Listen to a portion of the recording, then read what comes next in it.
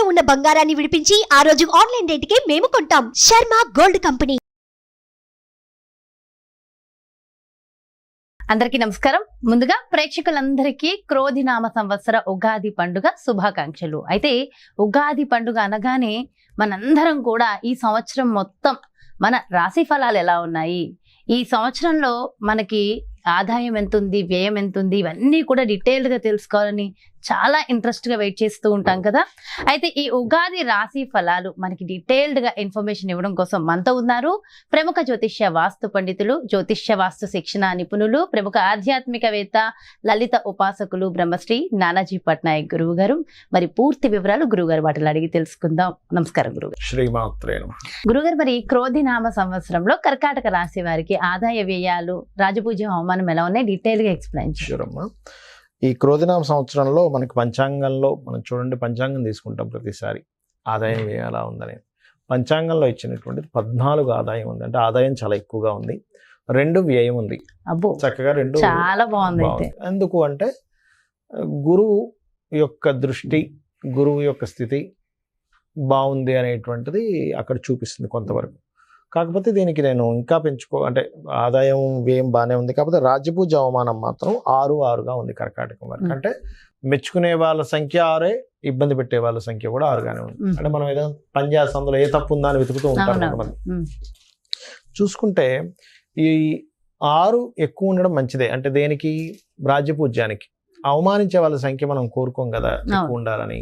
మరి తగ్గించుకోవాలంటే ఏం చేయాలి అంటే, వీరు నవగ్రహాల్లో శని మరియు బుధ గ్రహాల దగ్గర దీపారాధన, మరియు కేతు గ్రహం దగ్గర దీపారాధన. ఎందుకు అంటే 3వ స్థానంలో కేతు ఉన్నాడు. ఇక్కడ 3లో కేతు ఉన్నప్పుడు ఏమవుతుంటుందంటే, మనం మధ్యవర్తిగా వెళ్ళి అక్కడైతే సంతకం పెట్టడం వల్ల మనం అనవసరంగా ఇరుక్కొని మనం అవమానాలు పడ్డము, గాసిప్స్ వల్ల అవమానం పడ్డము. అదేవిధంగా అంటే వేటి వల్ల వస్తాయి అవమానాలు చెప్తున్నా, మధ్యవర్తి వల్ల, గాసిప్స్ వల్ల, అదేవిధంగా మిస్కమ్యూనికేషన్స్ వల్ల. మనం ఒక మాట చెప్తే అవతల వాళ్ళు ఇంకొక రకంగా తీసుకుంటారు. మనం చెప్పింది కంప్లీట్ పాజిటివ్, కానీ వాళ్ళు తీసుకునేది కంప్లీట్ నెగిటివ్. ఇలాంటివి ఉంటాయి 3rd హౌస్లో కేతు ఉన్నప్పుడు, బుధరాశుల్లో ఉన్నప్పుడు. అందుకని ఈ విషయాల్లో జాగ్రత్తగా ఉంటూ బుధ, శని, కేతు గ్రహాల దగ్గర దీపారాధన చేయాలి. చేస్తూ విష్ణు సహస్రనామాలు కనుక విన్నట్లయితే మిస్కమ్యూనికేషన్స్ అనేవి పూర్తిగా పోతాయి కర్కాటకం వారికి. ఇక ఆదాయం ఏమైతే అలాగో బాగానే ఉంది. ఇక మిగతా అంశాలు కనుక చూసుకుంటే కర్కాటకం వారికి, వీళ్ళకి లాభంలో గురువు ఉంటున్నాడు కాబట్టి మంచిదే. కాకపోతే సంవత్సరం ఇంకొక 2 నెలల వరకు, సంవత్సరం 2 నెలలు అంటే దాదాపు ఇంకో 14 months వరకు అష్టమశని ఉంటుంది. అష్టమశని ఉంటే ఏదో అయిపోద్ది అనుకుని భయపడాల్సిన పని లేదు. అలా అయితే ఇంక అష్టమశని వాళ్ళందరూ పాడైపోవాలి. అలా కాదు. అష్టమశని అంటే ఏమిటంటే లేట్ అవుతుంటాయి పనులు. ఏ విషయాల్లో లేట్ అవుతుంటాయి? ఒక ఉద్యోగం వస్తుందన్నాం, ఇదిగో ఇస్తున్నా అంటాడు, ఇదిగో లెటర్ పంపిస్తున్నా అంటాడు, ఇంకోటేదో అంటాడు, వారం రోజులు రావాల్సింది నెల అవుతుంటుంది. అలా లేట్ అవుతుంటాయి. లేట్ వల్ల మనం పేషెన్స్ పెంచుకుంటూ మనం అనుభవం తెచ్చుకుంటాం. శని భగవానుడు అంటే ఏంటంటే మనకు అనుభవాన్ని ఇస్తాడు. గ్రహాలన్నీ కూడా ఏంటంటే దేవతలు అవి, వాళ్ళు ఏదో రాక్షసులు కాదు. మన కర్మ బట్టి మనం అనుభవిస్తూ ఉంటాం. అయితే ఇక్కడ నేను చెప్పేది ఒకటే, మీకు గోచారం ఎలా ఉన్నా, జాతకం ఎంత నీచంగా ఉన్నా ఒకటే గుర్తుపెట్టుకోండి, నేను అమ్మవారిని నమ్ముకున్నాను, అమ్మవారి పాదాలను ఆశ్రయించిన, అమ్మవారు నాకుంది, నాకేంటి అనుకుంటే వెళ్ళండి. మీరు ఈ జాతకం, వాస్తు ఇవన్నీ పక్కన పెట్టేసేవచ్చు. హ్యాపీగా మీరు మీ పని మీరు చేసుకుంటే వెళ్ళండి, మీరు చక్కగా కలిసి వస్తుంది మీకు. అయితే ఇక్కడ మరి జాతకం ఇవన్నీ ఎందుకున్నాయంటే ఒక వే లాంటిది, రూట్ లాంటిది. ఈ రూట్ ఇలా ఉండి ఒక లైట్ లాంటిది రూట్కి. అయితే వీరికి ఈ సంవత్సరం చూసుకున్నట్లయితే అష్టమంలో శని, గురువు కూడా మనకి దశమ స్థానం నుంచి 2వ స్థానాన్ని చూస్తున్నాడు కాబట్టి ఫైనాన్షియల్ గ్రోత్ అయితే బాగానే ఉంటుంది. కొంచెం అగ్రిమెంట్స్ చేసేటప్పుడు కొంచెం చూసుకొని చేయండి. అలాగే ఏదైనా ప్రాపర్టీ తీసుకునేటట్టయితే మే లోపలే తీసుకోండి ప్రాపర్టీ, లేదా అక్టోబర్ నుంచి ఫిబ్రవరి మిడిల్ లోపల తీసుకోవచ్చు ఏదైనా ప్రాపర్టీస్ తీసుకుంటే. అలాగే ఈ సంవత్సరం సహజంగా వీళ్ళకి భాగ్యస్థానంలో రాహు ఉంటున్నాడు, అంటే పితృస్థానంలో రాహు. దీని పితృదోషము అంటారు. పితృదోషము గోచారంలోని ఏర్పడుతుంది, స్లైట్గా జన్మజాతకాల్లో ఉంటాయి కొంతమంది పితృదోషాలు. అలాంటప్పుడు పితృతర్పణాలు ఎక్కువగా చేయాలి. మరి ఇలాంటప్పుడు ఏం చేయాలంటే కాశీ కానీ, గయ కానీ, లేదా అంత దూరం వెళ్ళలేము అనుకునేటువంటి వారు ఇంటి దగ్గరే చక్కగా అమావాస్య నాడు స్వయం పాకం ఇవ్వడము, లేదా తర్పణం వదలడం చేస్తే ఏమవుతుందంటే వీళ్ళకి ఇది ఒక ఆపర్చునిటీ అనుకోవాలి. అంటే ఏమిటి, దేవతా పూజలు ఎన్నో చేస్తున్నాం అంటే ఇంకా ఎక్కడో లోటు, ఇంకా ఏదో రావట్లేదు, నేను సరిగ్గా పూజ చేయట్లేదు అని డౌట్ వస్తుంది ప్రతి మనిషికి. నేను భక్తి సరిగ్గా ప్రదర్శించట్లేదా, నేను పూజ నియమాలు సరిగ్గా పాటించట్లేదా అని డౌట్ పడతారు. అది కాదు అసలు సమస్య. భగవంతుడికి ఏంటంటే మీరు భక్తితో ఏది పెట్టినా స్వీకరిస్తాడు. పితృదేవతలకు చెయ్యరు కొంతమంది తెలియక.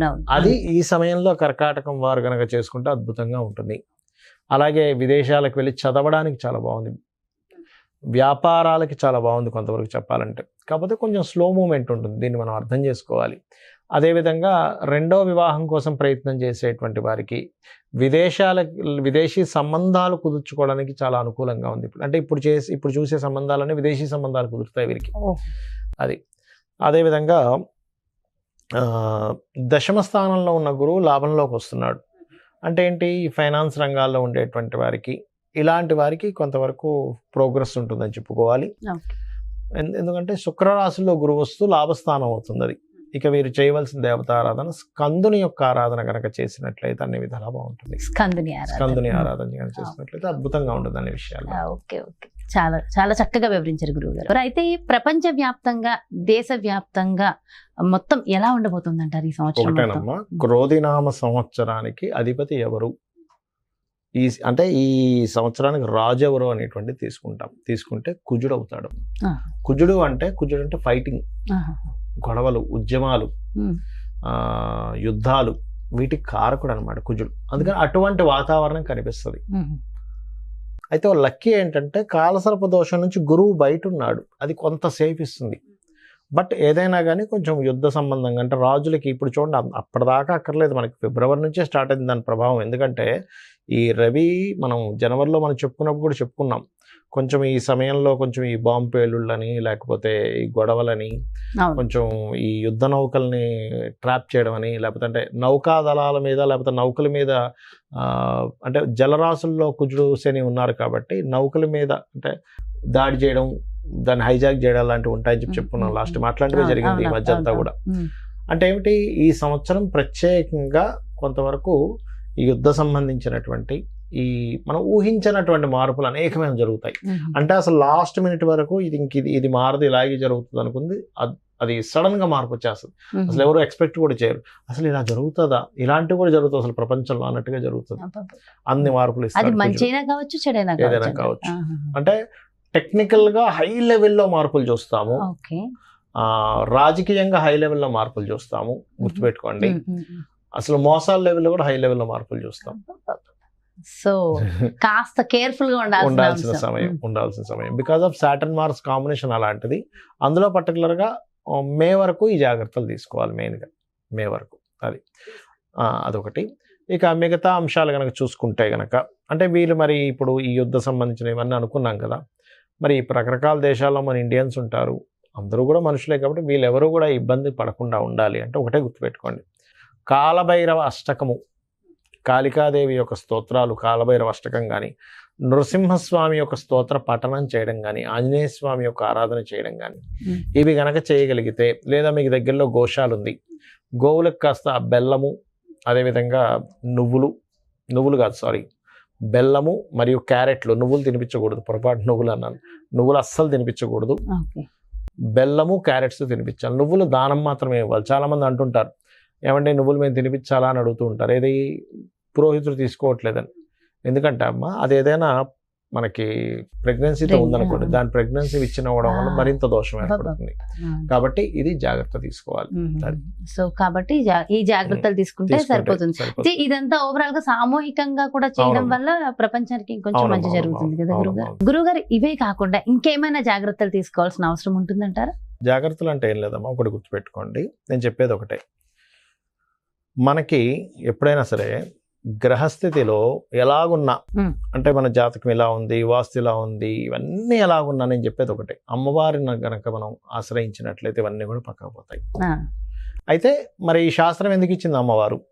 ఈశ్వరుడే స్వయంగా కూడా జ్యోతిష్ శాస్త్రాన్ని ఇచ్చాడు కదా, మనం చెప్పుకుంటూ ఉంటాం కొన్ని వాటిల్లో, మహర్షుల ద్వారా మనకు అందించాడని. మరి ఆ పరమేశ్వరుడు ఎందుకు అందించాడంటే మనకు ఒక జాగ్రత్త చూసుకోవడానికి, ఒక రూట్ మ్యాప్ లాగా మనం ఒక తయారు చేసుకుంటున్నాం. ఏది, ఏ రూట్ లో ఎక్కడ ట్రాఫిక్ ఉంది, ఎక్కడ ఏది ఉంది అన్ని తెలుసుకుని దాన్ని బట్టి వెళ్తున్నాం కదా. అలాగే మనకు భగవంతుడే ఈ యొక్క జ్యోతిష్ శాస్త్రాన్ని అందించాడు. దీనివల్ల ఏమిటి, మనం మన జన్మజాతకం కూడా చూసుకోవాలి. అంటే మన జన్మజాతకంలో లగ్నబలం ఎలా ఉంది, ధనం ఏ మార్గంలో వెళ్తే మనకు ధనం సంపాదిస్తాము, ఏ రకంగా ప్రయత్నిస్తే మన ప్రయత్నాలు సఫలీకృతం అవుతాయి, ఏ దిశలో ఉంటే మనకి బాగుంటుంది, సంతాన అభివృద్ధి ఎందుకు అవ్వట్లేదు, వివాహం ఎందుకు అవ్వట్లేదు, మన జన్మజాతకంలో ఉంటుంది. అంటే ఏ సమయంలో వివాహం చేసుకుంటే బాగుంటుంది, అదేవిధంగా మనకి ఏ వృత్తుల్లో బాగుంటుంది, ఏ వ్యాపారాల్లో బాగుంటుంది, ఎందులో ఎప్పుడు ఇన్వెస్ట్మెంట్ చేస్తే మంచిది, ఎప్పుడు ఇన్వెస్ట్మెంట్ చేయకూడదు అనేటువంటి అన్ని విషయాలు ఉంటాయి.